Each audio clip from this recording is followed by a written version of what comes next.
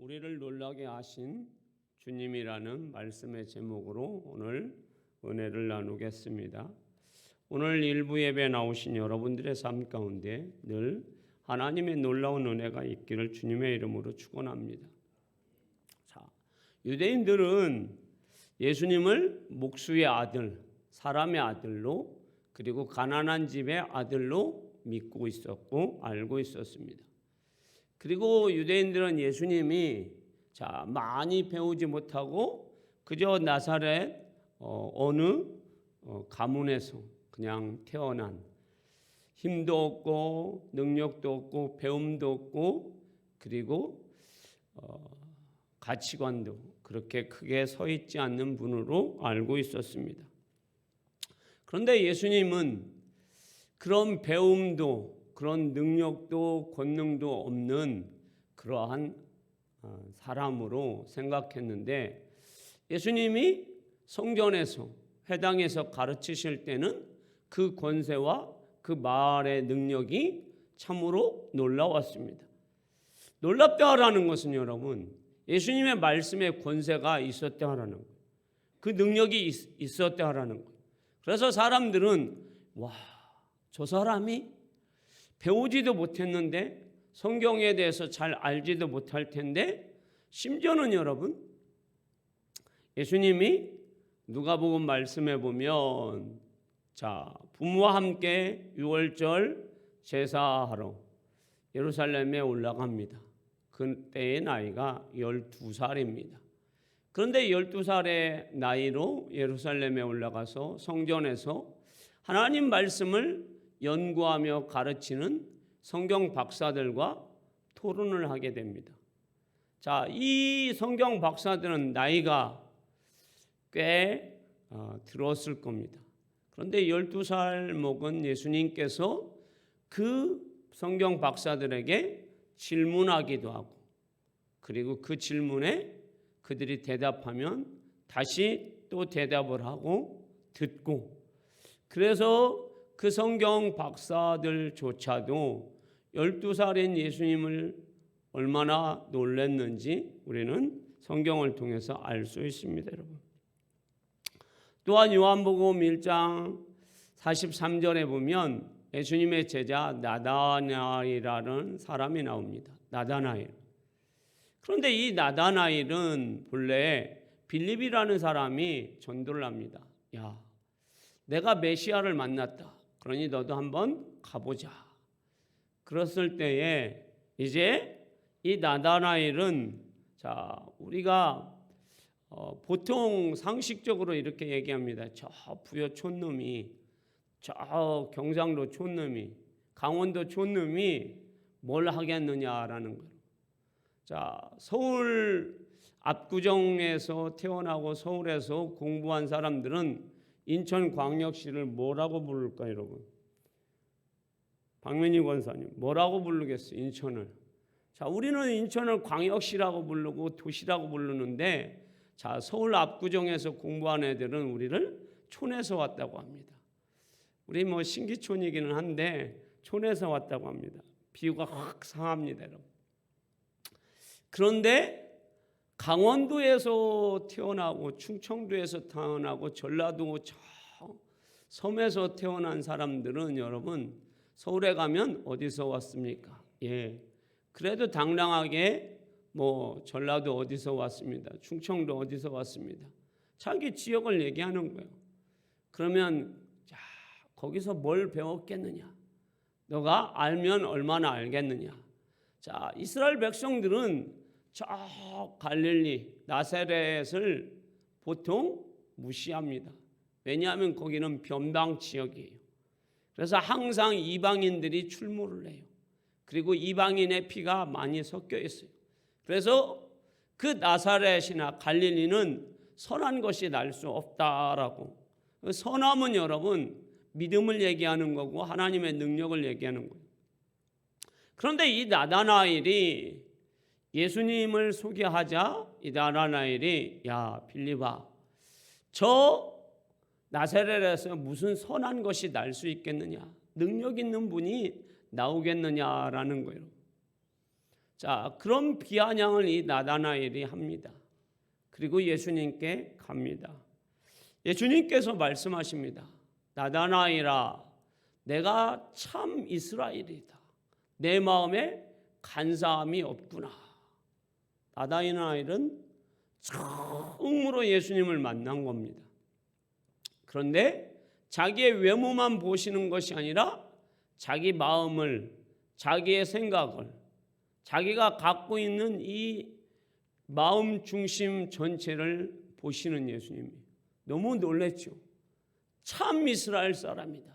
마음에 간사함이 없다. 그 이야기를 듣습니다. 자, 얼마나 놀랬겠어요, 여러분. 처음 본. 그런데 예수님이 더 놀라게 말씀하십니다. 네가 여기 오기 전에 나는 네가 무화과나무에서 있었던 것을 내가 보았느니라. 보통 유대인들은 무화과나무 밑에서 성경을 암송하거나 성경을 읽거나 모세오경을 즐겨 읽습니다. 우리도 시골 사람들은 다 그 정서가 있을 겁니다. 여름철에 집에 에어컨도 없고 선풍기도 없으면 제일 시원한 곳이 어디입니까? 집도 아니고 나물 그늘 밑이에요. 시원합니다. 바람도 있고. 거기에서 모기만 없으면 공부하기 딱 좋습니다. 낮에 같은 경우. 그러니까 이 유대인들도 그 더운 날씨에 무화과나무에서 성경을 읽은 거예요. 성경은 자세히 기록되어 있지 않지만 그들 풍습 속에 그렇다라는 얘기예요.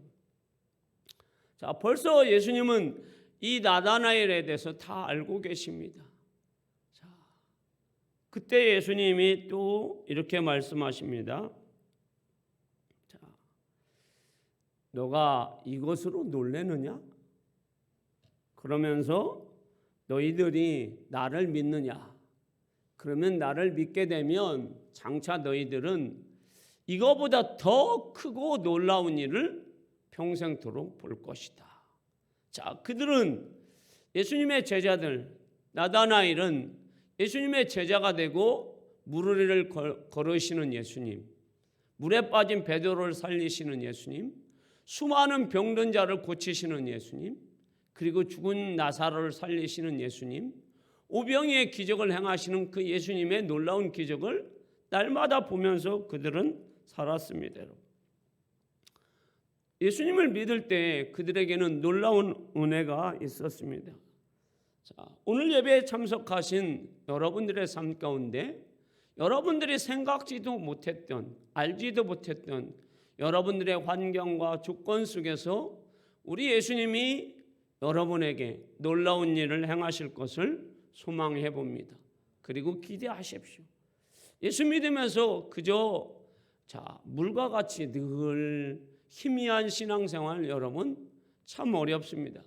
그러나 예수 그리스도 죽음과 절망과 그리고 사망에서 이기시고 부활하신 예수 그리스도께서는 물을 변하여 포도주를 만드시는 주님께서 우리의 생각과 우리의 상상으로 알 수 없는 일들을 주님은 우리에게 행하여 주실 줄 믿습니다.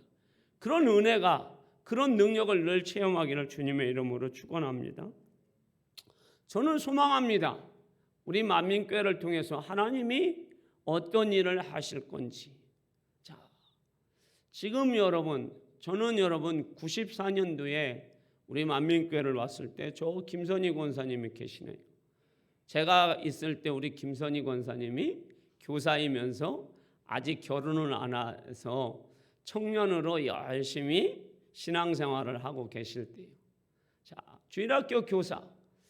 지금은 이제 그분이 사모님이 되었는데 이은희라는 분이 이제 회계고 김선희 우리 권사님이 이제 석인가 그렇게 임원을 아마 하고 있었을 겁니다. 자, 그때 주일학교는 여러분 정말로 폭탄이었어요. 폭탄 맞았어요. 제가 처음 오니까 12명이더라고요. 12명. 지금 주일학교하고 별반 다르지 않아요. 그런데 여러분 어느 때부터 하나님께서 은혜를 부어주셔서 100명이 모이고 때로는 여리고 300 작전을 할 때에 이 본당에 주일학교 아이들이 300명 이상이 모여서 예배드린 적도 많습니다. 자, 우리 하나님이 행하시면 우리 교회를 통해서 놀라운 일을 행하여 주실 줄 믿습니다. 저는 여러분, 우리 여기 송 집사님도 계시지만, 자, 부천에 가서 개척교회를 하면서 하나님이 개척교회에 어떤 놀라운 일을 행하실까? 자, 우리는 상상할 수 없었지만 하나님은 그 개척교회에 청소년들을 보내서 또 성도들을 보내서 놀라운 일을 행하셨습니다. 그분이 하나님이십니다.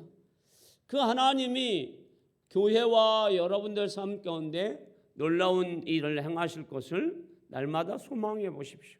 그리고 기도하십시오. 그리고 기대하십시오. 그러면 여러분들에게 그런 놀라운 일을 해 주실 줄 믿습니다. 그래서 저는 오늘 우리를 놀라게 하시는 주님이라는 제목으로 은혜를 나누고자 합니다. 오늘 우리가 본문을 보면 예수님께서, 부활하신 예수님, 절망과 사망과 죽음을 이기신 예수님께서, 자, 사도 바울에게, 아나니아라는 그런 납비에게 주님이 행하신 일은, 자, 어떨까요, 여러분? 우리가 생각하지 못했던 일이에요. 그리고 저 환경에서 저런 일을 주님이 하실까?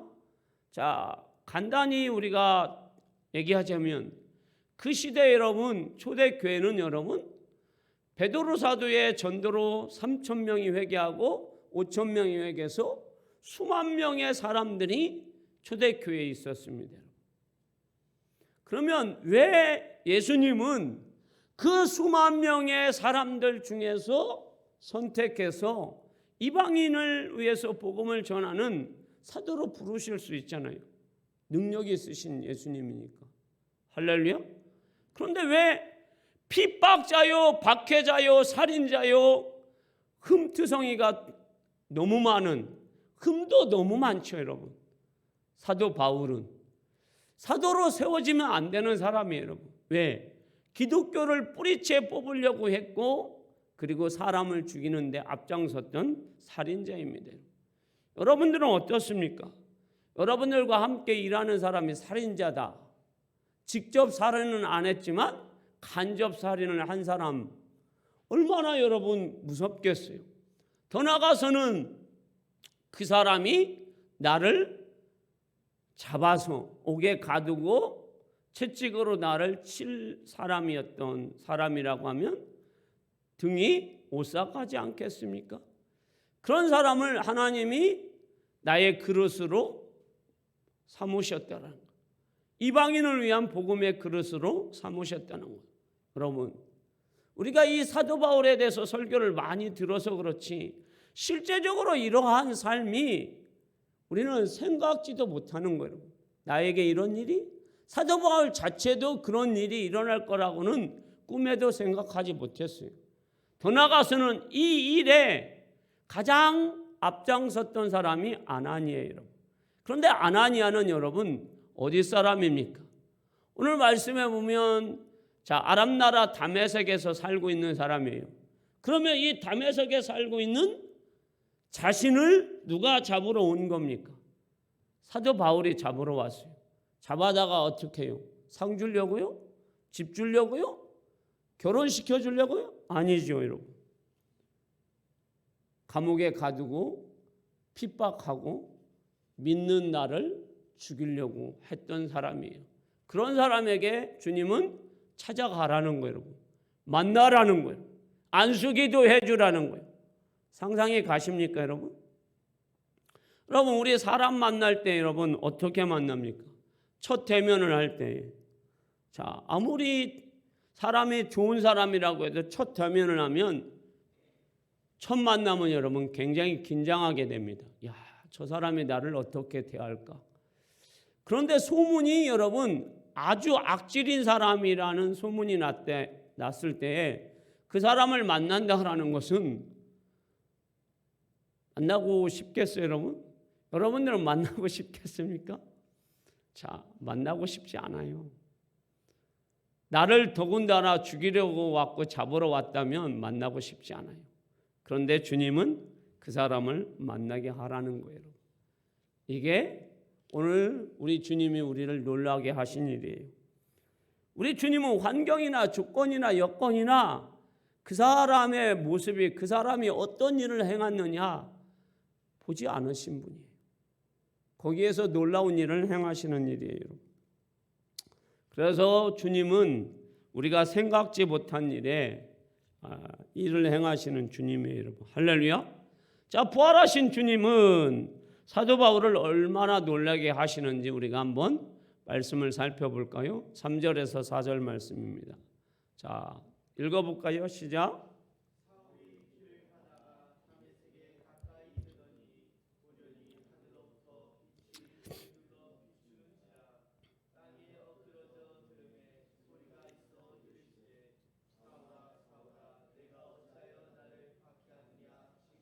아멘.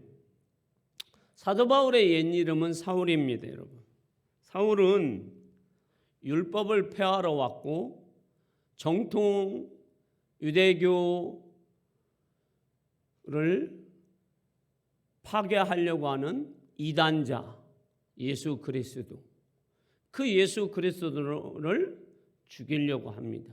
그리고 그 믿는 자들을 아예 뿌리채 뽑으려고 합니다. 그래서 사도 바울은 믿음 좋은 스데반 집사를 돌로 쳐 죽이는데 앞장섰던 사람이에요. 그리고 수많은 남녀를 결박하여서 그의 눈은 항상 혈기로 가득합니다. 살인자와 같은 얼굴입니다. 그렇지만 그러한 사람이 지금 또 다메섹에 가서 이제 믿는 자를 죽이려고 합니다, 여러분. 자, 그런데 그때에 우리 예수님이 어떤 예수님이요? 사망과 절망과 죽음을 이기시고 3일 만에 부활하신 예수님께서 사도 바울에게 먼저 찾아오셨습니다. 그리고 그때 놀라운 일이 벌어집니다. 자신에게 그 주님의 강렬한 빛이 비치게 됩니다. 얼마나 강력했던지 눈을 뜰 수가 없습니다. 눈을 볼 수가 없어요. 눈이 멀었다고 해도 과언이 아닙니다. 얼마나 강력하게 빛이 비추는지 자신에게. 자, 그런데 그 거리에서 수많은 사람이 있었지만 오직 그 불빛은 자신에게만 비춰집니다. 오직 자신에게 초점이 맞춰져 있습니다. 핍박자요, 그리고 폭행자요, 살인자요, 기독교를 뿌리채 뽑으려고 했던 자신에게 주님의 그 빛이 저 여름철 정오의 태양빛보다 더 밝은 빛이 자기에게 조명되어 있습니다. 그래서 그 조명의 빛으로 인하여서 사도 바울은 한 발자국도 움직일 수가 없습니다. 그래서 놀랐습니다. 그러면서 다음으로는 그 빛이 불빛이 비치면서 주님의 음성이 들립니다. 사울아 사울아 내가 어찌하여 나를 핍박하느냐. 그때 사울은 놀라서 주여 니시냐이까. 네가 핍박하는 예수니라 하고 예수님이 대답하십니다. 이 이야기를 들었을 때에 사도 바울은 놀랐을 겁니다. 드디어 내가 핍박하는 예수? 그것이 놀란 것이 아니라 사도 바울이 생각하는 예수님은 어떤 예수님이에요? 저주받은 예수, 십자가 지고 죽은 예수, 민족을 배반한 예수, 유대교를 뿌리채 뽑으려고 했던 예수, 그리고 율법을 폐하러 온 예수, 그 예수가 죽었는데 장사 지냈는데 어떻게 살아났을까? 얼마나 놀랬겠어요, 여러분. 여러분도 한번 생각해 보세요. 내가 가장 혐오하고 핍박해서 그 예수를 죽이려고 했는데 죽었어요, 여러분. 안심했어요. 다 이제 됐구나. 이제 마지막 이제 예수 믿는 사람들을 진멸만 하면 자, 우리 정통 이 유대교를 내가 지킬 수 있겠구나. 그런 사명감으로 지금 사도 바울이 살고 있는데 갑자기 죽은 그 예수 그리스도가 살아나셔서 자기에게 찾아오신 겁니다. 얼마나 놀라겠느냐라는 거예요.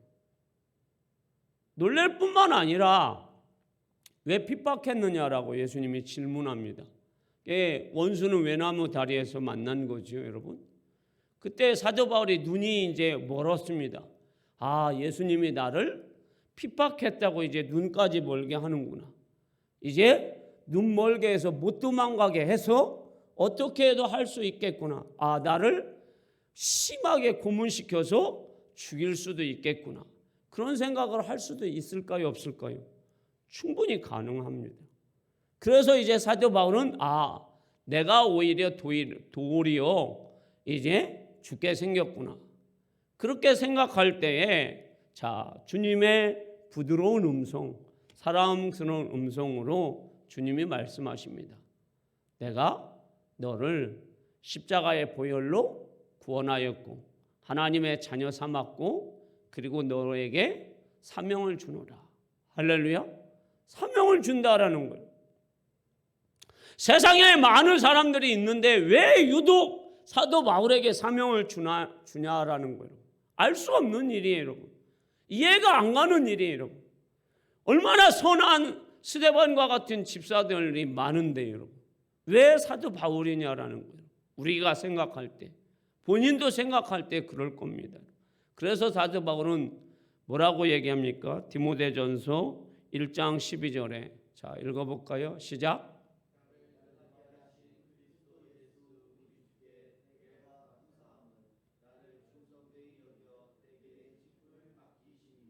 아멘.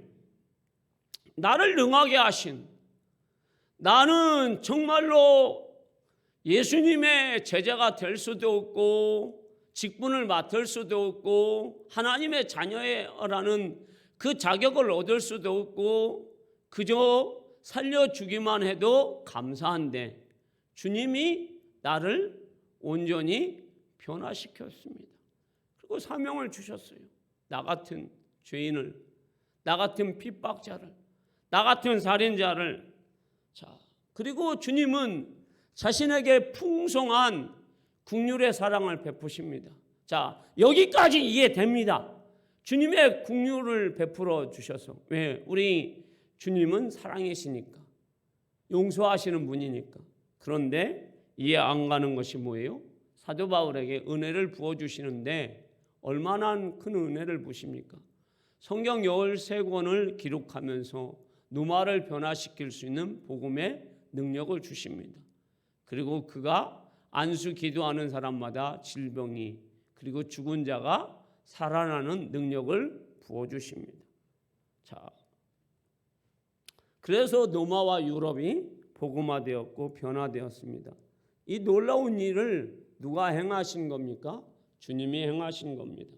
사랑하는 우리 만민교회 성도 여러분, 우리는 주님 앞에 섰을 때 무엇입니까? 여러분? 죄와 허물로 죽은 자들입니다. 본래 진노의 백성이에요, 여러분. 여러분과 저는 진노받아야 할 마땅한 백성들이에요, 여러분. 불순종의 백성이에요. 그것을 알면서도 하나님의 은혜를 받았으면도 우리 김선희 권사님이 기도하신 것처럼 매일 죄 짓고 살아요, 여러분. 하루도 죄 없는 날이 없습니다. 우리는 주님 앞에 나올 때에 죄를 주님 앞에 내놓을 수밖에 없는 그런 연약한 사람들이, 그런 우리를 하나님께서 선택하셨어요. 구원하여 주셨어요. 십자가의 보혈로 정결케 하여 주시고 우리에게 각자의 직분을 맡기셨어요. 목사로, 안수집사로, 권사로, 교사로, 성가대원으로, 반주자로 나를 직분으로 세워주셨습니다. 얼마나 감사한 일이에요. 이 감사한 일에 여러분 놀라시기를 바랍니다. 이것도 놀라지 않으면서 어떤 놀라운 일을 바라시겠습니까? 여러분 놀라십시오. 그리고 그거에 늘 감사하십시오. 그리고 나에게 주신 은혜 속에 여러분 감사하십시오. 저는 가끔씩 정권이 바뀌고 그리고 장관들이 바뀔 때에 저런 수모를 당하면서 국무총리를 나가야 되나? 저런 수모를 당하면서 비판을 들으면서 장관을 해야 되나 하는 그 청문회를 볼 때마다 참 안타깝습니다. 그런데 여러분, 세상의 장관이 여러분 얼마를 합니까? 많아봤자 그 정권 하는 5년입니다. 그 5년 동안도 장관을 못하는데, 총리를 못하는데, 그걸 하고자 세상 말로 속된 말로 자기의 인생이 살아왔던 거 모든 일들이 탈탈 털립니다. 먼지 털듯 탈탈 털립니다. 그리고 수많은 국민들 앞에서 5천만 국민들 앞에서 비난과 조롱과 멸시를 당합니다. 그래도 하겠다라는 겁니다. 그런데 우리 하나님은 우리의 죄를 다 덮어주시잖아요. 다 감싸주시잖아요. 그리고 다 용서하시잖아요. 하나도 우리에게 그 죄에 대해서 책망하시지 않잖아요.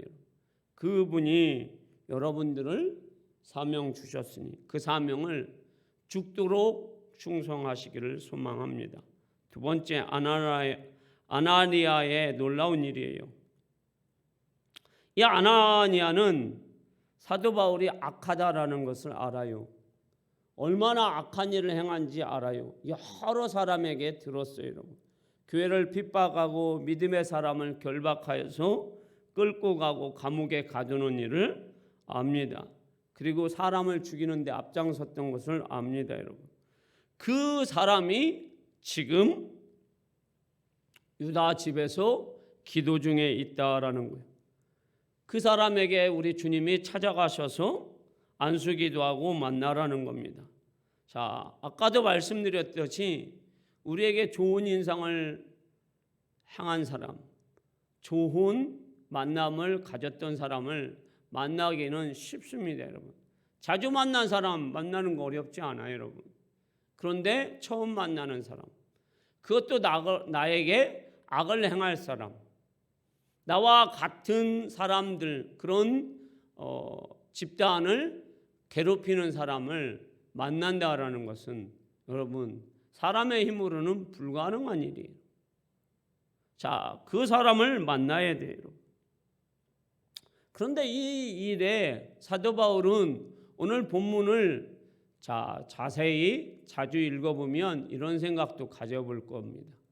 주여, 저 사도 바울이 연극을 할지도 모릅니다.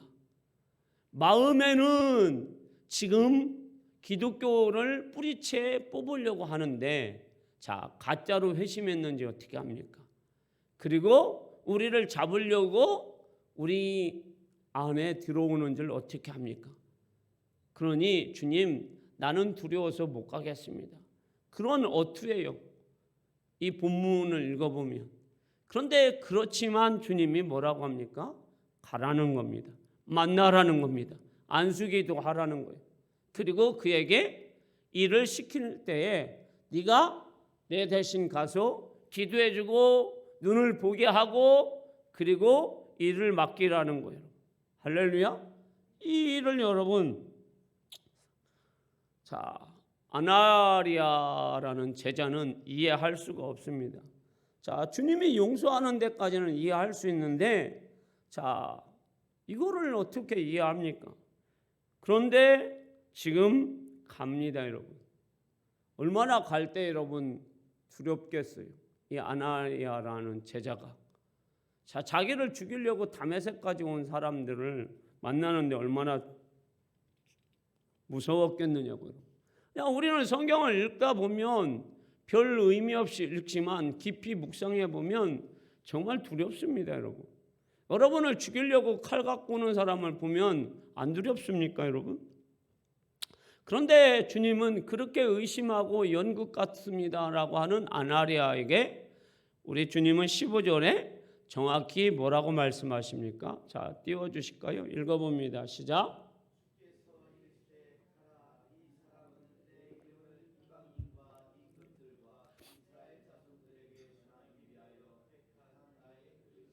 아멘. 분명히 부활하신 주님은 제자들에게 그리고 아나니아 제자에게 말씀하고 있어요. 걱정하지 마라. 이 사도 바울은 내가 택한 나의 그릇이니라. 이 사람을 택한 것은 이방인을 전도하기 위해서 그리고 유대인을 전도하기 위해서 내가 세웠노라. 가서 일해라. 자, 놀라운 일 아닙니까, 여러분? 아나니아라는 이 납비오 예수님의 제자는 말할 수 없이 놀라운 일이에요, 여러분. 여러분들이 당사자라고 생각해 보세요. 얼마나 놀라운 일이겠습니까? 그리고 사도 바울이라고 생각해 보십시오. 얼마나 놀라운 일이겠습니까, 여러분? 자, 핍박자요, 박해자요, 가해자인 그를 변화시켰고 그에게 은혜를 부어 주셨습니다. 자, 한마디로 사도 바울은 쓰레기 같은 사람입니다, 여러분. 그 쓰레기는 여러분 쓰레기장에 버려야 돼요, 여러분. 쓰레기를 여러분 재활용하지 못해요, 여러분. 걸레는 걸레로서 사명을 다하면 버려야 돼요, 여러분. 그런데 하나님은 그를 사명자로 재사용하십니다. 재창조하십니다, 여러분. 할렐루야. 우리 안에는 여러분 어떤 것이 있습니까? 여러분 안에는 어떤 것이 있습니까? 선한 것들이 많습니까? 악한 것이 많습니까? 시기와 질투가 많습니까? 남을 배려하고 사랑하고 이해하고 감싸주는 마음이 많습니까? 자, 우리는 각기 제 길로 갑니다. 왜? 악하기 때문입니다, 여러분. 자, 우리는 주님의 행위가 때로는 이해가 안 될 때가 있어요. 주님이 하시는 일을 도저히 알 수가 없어요, 여러분. 그리고 주님이 하는 일을 마음에 안 들 수도 있어요, 여러분. 그러나 여러분, 자, 우리를 살펴보면, 나 같은 죄인을 주님이 사랑하신다고? 나 같은 죄인을 위해서 주님이 십자가에 피 흘려 죽으셨다고? 정말로 놀라운 일이구나. 죄인의 괴수인 나를 사랑하시다니 놀라운 일이라. 여러분, 그 놀라운 일이 여러분에게 있습니다. 그리고 이제 주님은 그 놀라운 일을 환경이나 조건을 넘어서 새롭게 여러분에게 행하실 겁니다. 기대하십시오. 그리고 소망하십시오. 주님 오실 때까지 주님은 여러분에게 그 놀라운 일을 행하여 주실 줄 믿습니다. 나를 구원하신, 나를 예수 믿게 하신, 나를 하나님의 자녀 삼으신 그 주님이 여러분들을 위해서 놀라운 일을 행하실 겁니다. 기도하시고 기대하시고 소망을 가져보세요. 그래서 여러분들은 늘 만민교회에서 신앙생활하면서 놀라운 일을 경험을 많이 하시기를 주님의 이름으로 축원합니다. 기도하겠습니다.